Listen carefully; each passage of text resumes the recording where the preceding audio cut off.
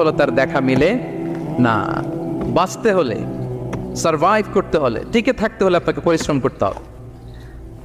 এই পৃথিবীতে কেউ কাউকে জায়গা করে দেয় না, এখানে জায়গা করে নিতে হয়, ঠিক কিনা বলেন?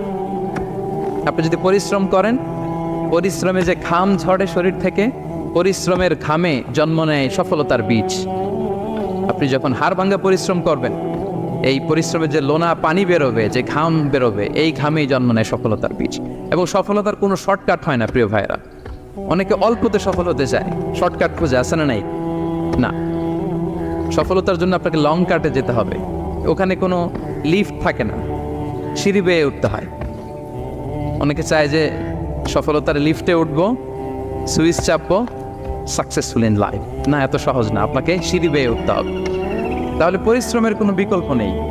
এই দুনিয়াটা হচ্ছে পরিশ্রমের জায়গা, সংগ্রামের জায়গা। আপনি সফল হতে হলে আপনাকে পরিশ্রম